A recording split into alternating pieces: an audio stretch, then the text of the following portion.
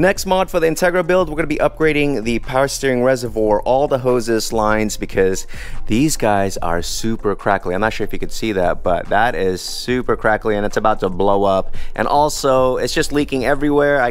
These things are just like super brittle and they're about to crack. And the bottom side right here, no matter how much I tighten the hose clamps, the brittle hoses just don't clamp enough on the piping, and it's just leaking all over the place like every single time I friggin' drive this car. So what we're gonna do is we're gonna swap it out with the Chase Base stuff. Check this out. So on the ground right here, we got our Chase Base reservoir. This thing is heavier than the factory because it's obviously aluminum. It's got a nice cap right here and then the AN fitting on the bottom. And the hoses, it comes with all the hoses that you're gonna need to retrofit this into your Integra. Even has a little adapter right here. I'm not sure what that's for. It's probably for the power steering pump, maybe? This looks like it's for the power steering pump, but we're gonna get started on this in a minute here. But all you're really gonna need is just a little bit of lube for the threads. I like to put some lube on the threads here on AN fittings just so they run a little bit nicer. And then also AN wrenches 6, 7, and 10. So that's all you're gonna pretty much need. Let's take apart the other one and then swap this guy in. So first step, I'm gonna use a syringe right here. Got this on Amazon. I'm gonna remove the power steering fluid. Pop this guy in all the way. And then we're just gonna pump it out. Okay, so as much as I can get right now, and then I'll do the rest after I dump this out. And just take this guy, we're gonna dump it in this bucket. This is my Home Depot bucket full of oil, and I just take this out to get recycled because you don't want to dump this stuff in the trash or anything like that. So the bottle's now empty. We're gonna remove this boy right here. So this clamp, just one of those little clampy things. Just use your needle nose or whatever you want. And then most likely this is gonna drip everywhere. Ah, see, look at that. Get your dirty rag. Oh, yeah, oh, okay. There's more in there. There's more than I thought. All right, it's fine, go ahead. Jeez, man. You know when you're prepped and you're like, you know what? It's gonna make a mess. I'm gonna handle it. Nope. Always makes an extra mess. The other side right here at the top, you might not be able to see this clamp, but it's the same type of clamp, and it's going on the other side of the reservoir.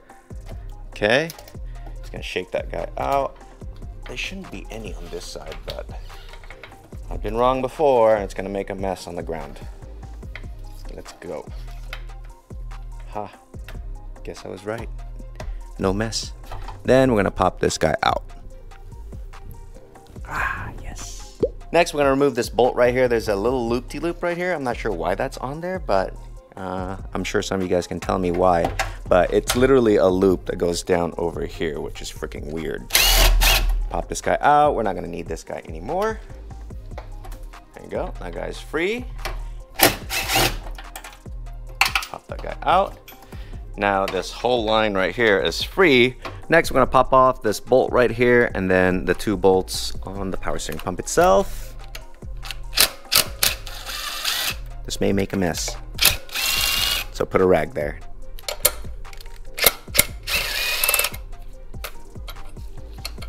All right.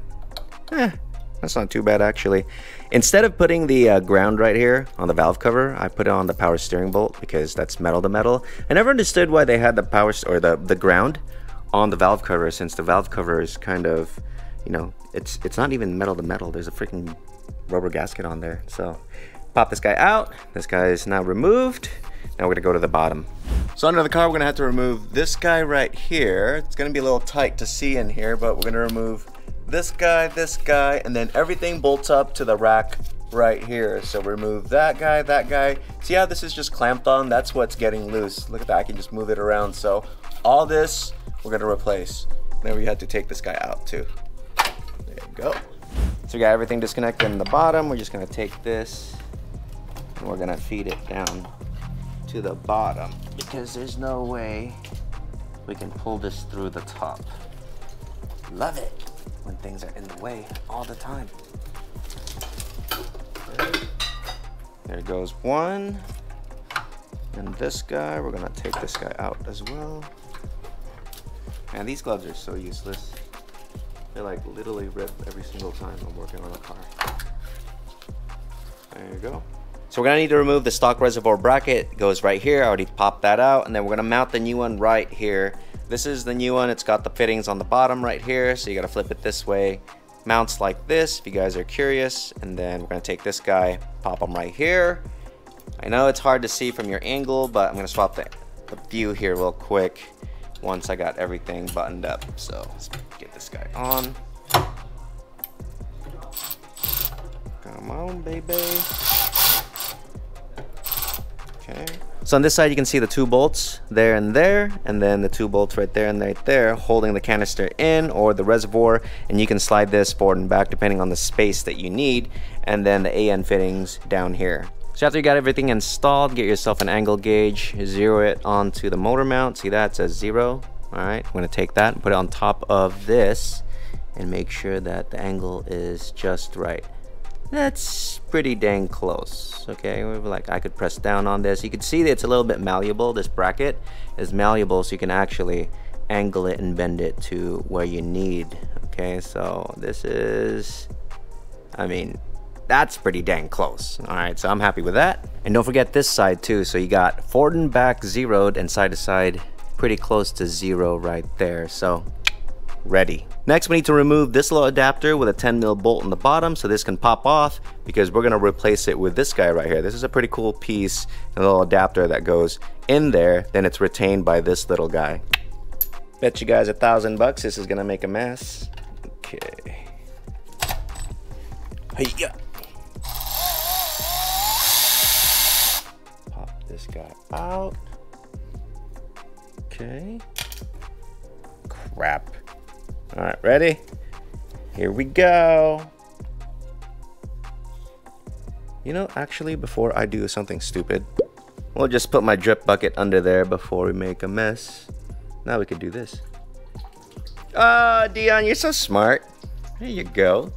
Next, we're gonna take a little adapter. This little tang goes in here to hold this whole assembly in place. It's a little bit hard to see right now, but let me just show you. I'll pop this in. Come on, baby. There you go. Yeah, I think that's it. All right. Now you take this tang and slide it like so in the middle. There you go. Take our bolt. This is the original one. Pop it, same spot. And you could actually, oh my God, I dropped it in the bucket. Boys, this is the perfect example of Murphy's Law. Crap. Yo, this is so disgusting. There's like E85, all sorts of crap in here. Womp, womp, womp. All right, I'm back, man. That thing was dirty. So, again, we're gonna slide this guy on like so. All right. And then, I got myself, dang it. Okay, hold on. I'm not gonna let it go this time. I got myself a fancy bolt right here. This is just your regular cap Allen bolt, and or screw. Some of you guys really technical. All right, no letting go. Take this guy, shove it on the bottom ish. Take our Milwaukee electric ratchet, like the best thing ever. There you go.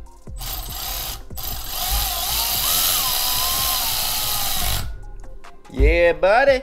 Next, we want to take the shortest hose in the kit. This guy's got an angle. This side right here is straight. The straight side goes to the adapter. It goes like that. And then the kink side goes to the canister. So the bottom of the canister, this guy can actually pivot however you wish to clear areas like the back of the bulbs or, you know, whatever. But let me talk about the AN fittings and how you tighten these guys real quick. You're gonna need a special wrench like I mentioned earlier, because if you don't, you're gonna mar up your AN fittings and it's not gonna be a good day if you're trying to build a show car or a clean car or whatever. But AN fitting wrenches are actually super cheap on Amazon. I think I got a set for like 20 bucks. But the sealing surface of AN fittings is actually right here, this tapered corner, not the thread. So don't put thread lock, don't put any like Teflon tape or anything like that, because it's not going to do anything, and you might get it into the sealing surface right here and ruin it, and you'll have a leak. So the sealing surface again is this tapered area. So make sure that you clean up the other side of the hose. See that? You'll see a tapered area there, and do not over tighten it. just snug and then a quarter turn usually, and you're Gucci. This guy right here goes to the pump, this goes to the reservoir. Make sure that you put some oil on the mating surface again. And the one that goes to the reservoir is this hose right here, and it's got two sides. One's like a double swivelly right here, and this one's just like a single swivelly. That's what I call it anyways, but we're gonna use this side on the top, okay? Little tight to see here, especially with one hand, but it's gonna go like so. We're gonna tighten it down, okay? And then make sure that you put some oil on there, like I'm saying. You could still swivel this around. This is why I call it double swivelly. You can swivel it this way, and you can also rotate. See that? That's why I call that double swivelly. What does the industry call this, actually? These hoses are actually from Brown Miller, so they're really good. Now, we're just gonna route this to the canister. So I routed the hose pretty tight to the strut tower right here, over the motor mount and under, so it's nice and clean. Now we're gonna work on this side. This is the pump side with a little adapter. So on the power steering pump, I'm gonna use this adapter that came with the kit. Make sure that this has oil, because it's got an O-ring in there. You don't wanna mess that up. Then you're just gonna drive these guys left to right. Next, just add some oil on the mating surface right here. And then we're gonna grab our line. This is the pressure line. It goes to the bottom of the rack. So just gonna tighten this guy down. Not like super tight for now, because we might need to move it around, but I'm just gonna hand snug it, and then we'll go to the bottom and work on routing this so it's not like snagged anywhere. There you go. Under the car, you just gotta make sure that the hoses aren't kinked and it's not gonna hit the alternator. Just zip tie them out of the way or use clamps. Tighten the fittings right here, and I just added red dots to make sure that I remember that they're already tight. So final check, make sure everything's good, nothing's gonna kink, nothing is gonna freaking rub on the alternator or the pulleys right here. Everything's tightened. I got red dots on everything that I've tightened, as you can see right there. And this guy goes all the way to the back to the strut tower wall right here. I got that thing clamped down, it's not gonna go anywhere, and I've already made sure that it's not gonna rub on the alternator over there. This guy right here goes under and then tightens down to the bottom of this reservoir and goes over the motor mount. So the next step, I'm just gonna fill this up with Honda power steering fluid. You can use whatever you want, but typically I only use Honda power steering fluid from the dealership for any of my Hondas. So this guy, you need to take this out, okay, or off. Take this off, okay. Fill it up with power steering fluid, and then you gotta make sure that you rotate or clock the wheels all the way right, all the way left a few times to make sure that the bubbles come out and everything's circulated. Then go for a drive, warm it up, and then if you really want to, you could do it all over again, put up on jack stands, go left to right, make sure that there's no more bubbles, and you should be good.